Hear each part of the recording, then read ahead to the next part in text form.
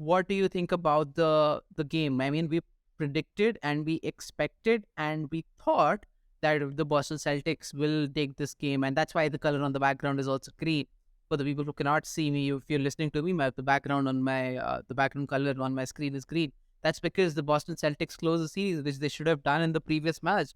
Uh, Even though Atlanta Hawks were a good team in this particular matchup, but still the Boston did well to close out the series. What are your thoughts on that, Angad and Rutranj? For me, I felt like it was almost like a repeat telecast, sort of similar to what the Bucks versus the Miami game was. But the only difference for me was probably like how Miami closed off those games, how Miami was very efficient down the stretch. It was all good looks, but I think Hawks generated exactly like the last game. I think as soon as fourth quarter came in, the Celtics did not have execution. The Celtics did not have a lot of energy, and I think the Hawks were in the position to win this game again. They were in position to take this game again, but the only thing that didn't fall for them was their shots, especially Trae Young, who could not buy a bucket in the second half. As good as he was in the first half, he just could not buy a bucket in the second half. They missed open threes, open shots at the end, and I think Celtics gave them enough opportunities. I felt like the Celtics were trying to lose that game at that point. Like they gave them so many open shots, so many possession. I think in middle of that fourth quarter, they were like 4 or 5 just empty possessions at both ends where neither team could score. And it was just a bunch of bad possessions wherein I felt like Celtics left the door open for far too long for the Hawks to come back. It was just that the Hawks just couldn't make those shots. Otherwise, we'd be going to game 7 right now. And to that point, I feel like Celtics are not a real championship contender to me. I feel like the exact same team from the last year. They refuse to make those changes, much like the Bucks, I'd say. They refuse to make changes on the defensive end. They refuse to make changes to their offensive scheme. They have not changed their offensive scheme, and even in this game, I felt like it was their two big stars showing up again, the talent showing through, not the team, not the skills, not a cohesive team effort to win the game. I felt like it was just the pure talent at the end showing through, wherein they hit tough shots while Hawks couldn't, but it wasn't proper defense, proper offense from them. It was nothing was running on the offense again. It was just ISO tough threes, and they made those. Apart from like a couple of plays from Marcus Smart where he drove the ball to get the advantage, get that double team, kick it out to his teammates, and that one offensive rebound from Tatum, I saw nothing in the clutch, nothing in that fourth quarter that was exceptional where they ran plays, where they did something good. I felt like it was more so the Hawks losing this game and this series than the Celtics winning. For sure. You talked about Celtics being just like the last season, right? Where they obviously were won over the Kings in 7.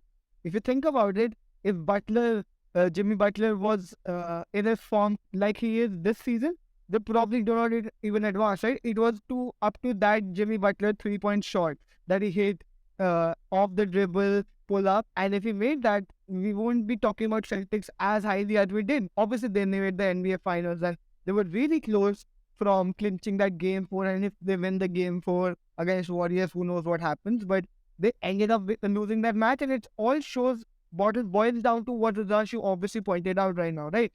Down the clutch, they're always relying on their offensive weapons of 2Js, and they rely too much on tough bucket making by those two players. And granted, they're one of the best bucket makers, right? They can get you 30 on any odd point. And like I talked about, if you heard 2 podcasts ago, I talked about this one person that I really thought was going to have a good game, and it was Jalen Brown. And down the stretch, man, oh man, he showed me that, he might as well be as good as Jason Tatum, if not better, especially in the postseason. Because, I've got another spicy take, just to interrupt you for a little bit. sure, go ahead. Um, I feel like Jalen Brown should be the centerpiece on that Celtics team. Ooh. And I feel like Jalen Brown is a better player than Jason Tatum because I feel like Jason Tatum really gets stiff in tough moments, whereas Right. Jalen Brown does not. I completely agree with you because I've had this viewpoint for a couple of years now. Because Jalen Brown, whenever you see him, right, he's always playing in the offense. He's not going for tough fade. I mean, he does get his isolation balls, but he's not always trying to chuck up those shots. I think Jalen Brown is a much more better player to play in the offense. I think he's much better defensively. I mean, you could go around because Jason Tatum obviously guarding forwards, Jalen Brown taking up smaller matchups because of the size difference. But the only thing Jason Tatum has over Jalen Brown was his dribble because Jalen Brown, man, oh man. Even without that hand in the stage, Yeah. man, I last 4 seasons against the Warriors, I think he was the best player on the court for Celtic. And there's one more player that we talked about a lot, and I think there was a lot to be desired from him tonight, Derek White. I mean, he had some good plays throughout, but he was not the same Derek White that we saw in the first two games where the Celtics just blew by them. And that is one thing. But speaking about, the Celtics team, Robert Williams only playing 17 minutes, and, Al Horford obviously getting more than 30 minutes tonight. The problem with the Hawks, I feel, is that they could have really crashed the glass, right? Onyeka Okongwu got more than 10 boards. Clint Capella got more than 10 boards. And we talked about this last night too, that Celtics do not have that one person who can crash the glass every time, right? It was probably Robert Williams, but he's getting like less than 20 minutes a coach's decision. So, I mean, the Hawks had the size advantage. They had good players from John Collins. I think he was not the best player on the court by any means, which is not been, but 16 points is not bad. DeAndre Hunter, most underrated player on the Hawks, but what really lost them this game was Trae Young going 9 for 28. Both of their backcourt shooting less than 40% from the field, and that's the problem that I think the Hawks and what we talked about the Hawks being having right. They made the big trade. They gave out 3 future first round picks, and at the same point in time, it doesn't make sense. I think Dejounte Murray has been overall, even if they haven't gotten the wins with him, he has been the better guard overall over Trae Young. I mean, Ice Trae won game 5. Ice Trae did ice up that game and really helped them win the game. But at the same point in time, I think Dejounte Murray makes the offense get a lot better. I think Trae Young, obviously, one of the worst defensive matchups. I think one of the worst defenders all time. Like, I remember a stat floating around that Darius Garland 2 years ago was the worst player statistically. I think Trae Young could be the worst player statistically defensively. Even this season, with DeJounte Murray, with I, DeAndre Hunter, all these players. I think he is. I think he's definitely at the bottom of I the mean, list, I but I'm wouldn't not. be surprised at all with that, all of that, right? And the Hawks, I mean, sure, they came to a game 6, and I won't say it was a successful season, but no one was predicting them to win the series over Celtics. But the manner in which they won, even the matches they won, there was a lot of positives, right? Trae Young going absolutely berserk, DeAndre Hunter, John Collins hitting his three. But the matches they lost, it sometimes seems like if I was a locked-in Hawks fan, I could see them at least going to a game 7 and even winning the series for the matter of fact where, Jimmy Butler Yeah, obviously stepped up his game. If Trae Young stepped up his game this postseason, maybe we could be looking at a second round matchup. it was I mean, eerily it's a similar. Those two matchups. Sorry, Srijan. Those two were like eerily similar, where both the teams up big would just leave the door open for the other team to just make enough mistakes so that the other team could just climb in. But the Hawks, as I said before, just couldn't make those big shots at the end. Hunter tried a three. Uh, Trae Young tried a three. There were a lot of missed layups. Murray missed an open layup, and it was just. Uh, I think they buckled under that pressure. They're young and they don't have that experience. Maybe that's what factored in. But I think those two series were very, very similar. It's just that Butler is Butler and it was just his show. And like overall, Miami has more experience than these Atlanta Hawks, and that's what showed through. Exactly. I wanted to point this out too, that the experience is a big thing when it comes to playoffs. I think so. Atlanta needed that experience. If they would have had that experience. I mean, we cannot really compare Trae Young with Jimmy Butler. Jimmy Butler is Jimmy Butler, and Trae Young is Trae Young.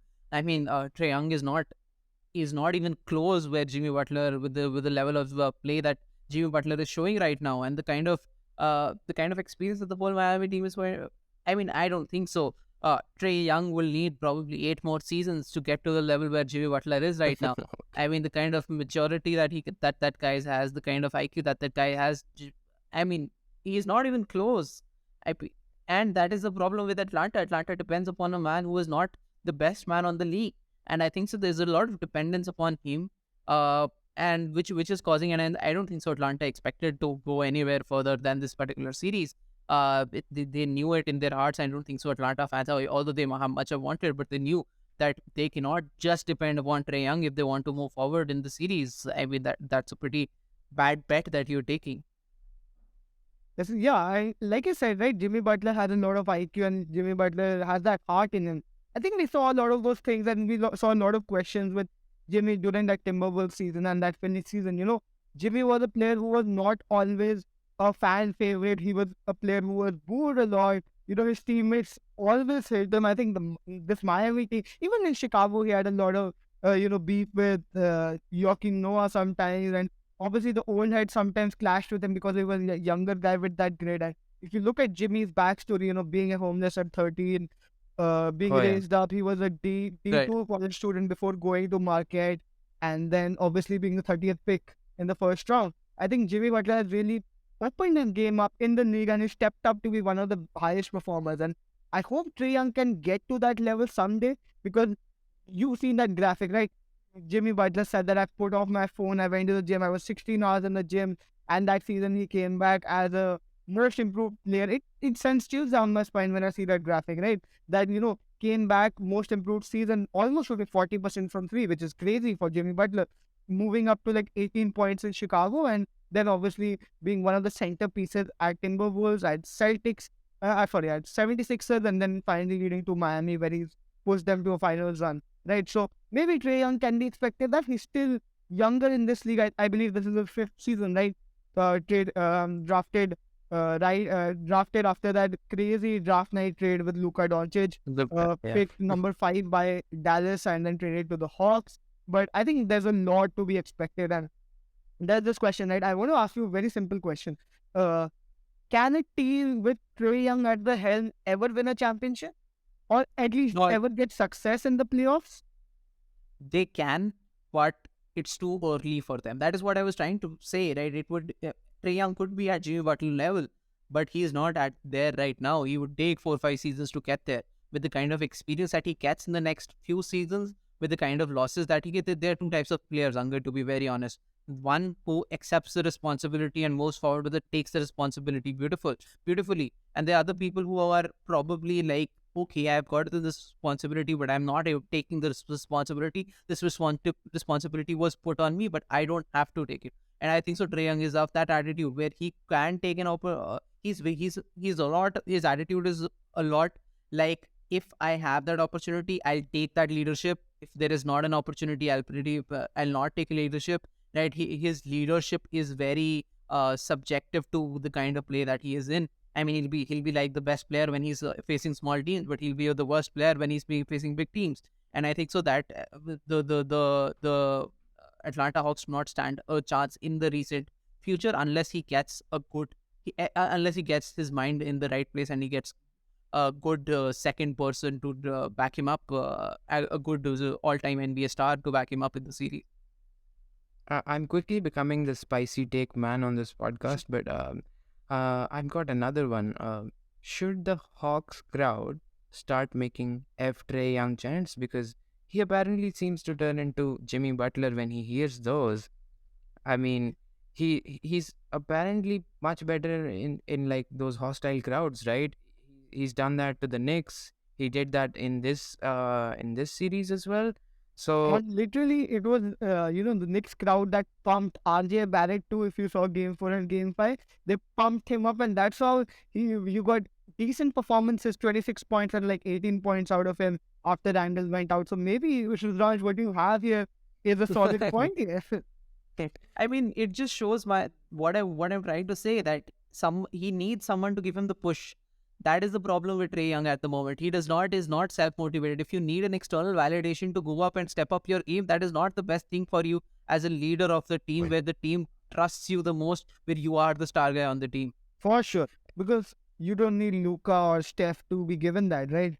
Right.